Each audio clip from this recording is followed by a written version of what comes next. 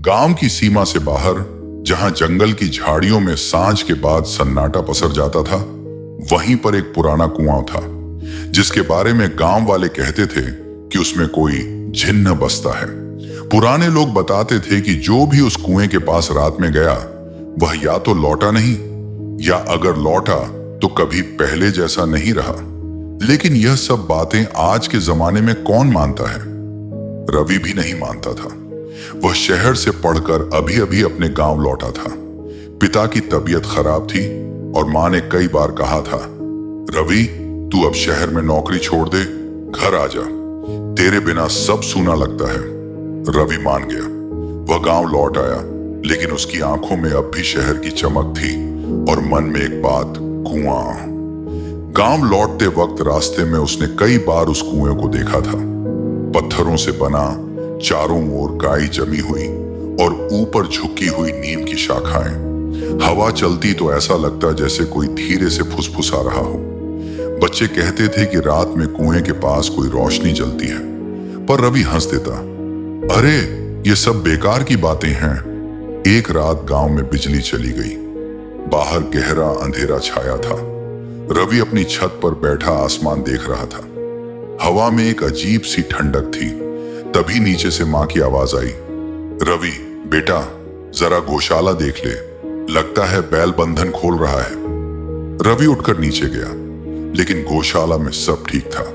बस हवा कुछ ज्यादा ठंडी थी और कुएं की दिशा से मिट्टी की गंध के साथ कुछ और, जैसे कोई पुराना धुआं। वह अनजाने में कुएं की ओर बढ़ा। जैसे जैसे वह पास गया, रात गहरी होती गई। चारों तरफ अजीब सी खामोशी। अचानक किसी ने उसका नाम पुकारा, रवि। वह रुका। आवाज बेहद धीमी लेकिन बिल्कुल साफ थी। कौन है? रवि ने आवाज लगाई, पर कोई जवाब नहीं। वह थोड़ा और आगे बढ़ा और देखा, कुएं के किनारे एक परछाई खड़ी थी, सफेद कपड़े में लिपटी, बाल खुले हुए, चेहरा नीले चांद की रोशनी में आधा दिखाई दे रहा था। कौन हो तुम? रवि ने कांपती आवाज में पूछा। वह परछाई बोली, मुझे घर पहुंचा दो। रवि ठिठक गया। उस आवाज में इतनी मासूमियत थी कि डर और दया दोनों एक साथ पैदा हो गए। तुम यहां क्या कर रही हो? मेरा घर इसी गांव में है, बस कुएं के पार, उसने धीमी मुस्कान के साथ कहा। रवि कुछ पल सोचता रहा। उसे लगा शायद कोई लड़की रास्ता भटक गई है।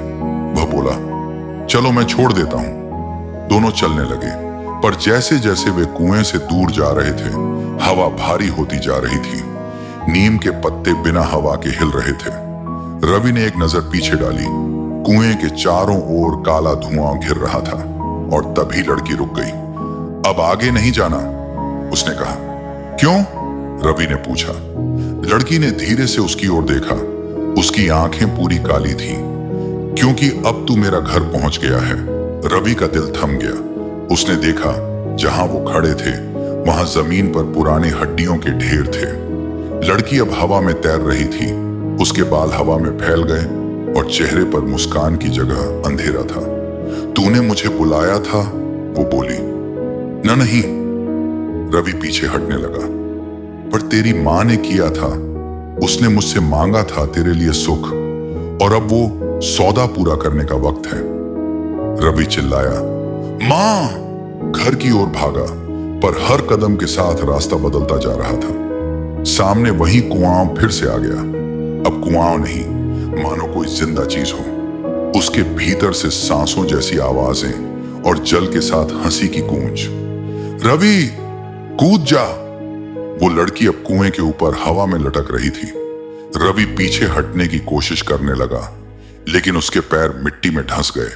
जमीन किसी हाथ की तरह उसे पकड़ रही थी। मुझे छोड़ दो, अब नहीं। जिन्न का साया जब किसी को छू ले, वो कभी अकेला नहीं रहता। और अगले ही पल रवि का शरीर कुएं में खींचता चला गया।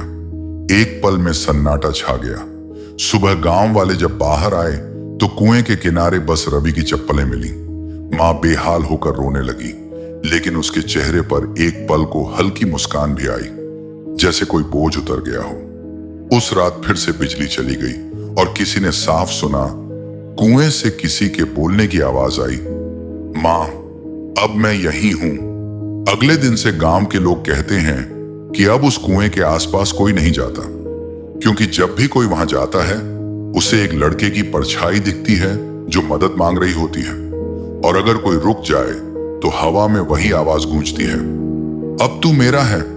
सुबह की पहली किरण जब गांव पर पड़ी तो सब कुछ शांत था, लेकिन उस शांति के पीछे एक अजीब सी बेचैनी तैर रही थी। गांव के लोग रवि की तलाश में इकट्ठा हुए। कुएं के चारों ओर निशान थे, मिट्टी उखड़ी हुई थी और पानी पर झाग सा तैर रहा था। किसी ने कहा रात में कोई गिर गया होगा, पर सबके मन में डर था, वो जिन्न वाला कुआं है। रवि की मां कमला जमीन पर बैठी थी, उसके हाथ कांप रहे थे, आंखों से आंसू बह रहे थे, पर चेहरा अजीब तरह से स्थिर था, जैसे वो कुछ जानती हो। गांव के बुजुर्ग हरनाथ ने कहा, कमला, तूने उस कुएं के पास जाने से मना नहीं किया था उसको? कमला बस बोली, वो गया नहीं था, उसे बुलाया गया था। गांव वाले एक दूसरे को देखने लगे। किसी ने पूछा, बुलाया गया था? किसने? कमला ने धीमी आवाज में कहा, जिससे मैंने सौदा किया था। गांव के लोग सन्न रह गए। हरनाथ बोला, कौन सा सौदा? कमला ने अपनी सूखी आंखें उठाईं और फिर एक लंबी सांस ली। 20 साल पहले की बात है, जब मेरा बच्चा सिर्फ 2 साल का था, उसका बाप अचानक मर गया था। गरीबी इतनी थी कि खाना भी नसीब नहीं होता था। उस वक्त मैंने उस कुएं के पास जाकर रोते हुए कहा था, अगर तू सच में जिन्न है तो मेरे बेटे को सुख दे दे, मैं जो चाहे वो तुझसे ले ले। उस रात मेरे सपने में एक परछाई आई थी। उसने कहा था कि तेरे बेटे को सुख मिलेगा, लेकिन उसके 20वें जन्मदिन पर वो लौटेगा मेरे पास। उस वक्त मैंने समझा नहीं कि इसका क्या मतलब है। अब समझ आ गया है। भीड़ में सन्नाटा फैल गया। किसी बच्चे ने मां की ओढ़नी पकड़ ली। हरनाथ ने कांपते हुए कहा, मतलब रवि अब? कमला ने धीरे से सिर झुका लिया। हाँ, अब वो जिन्न के साए में है। रात हुई।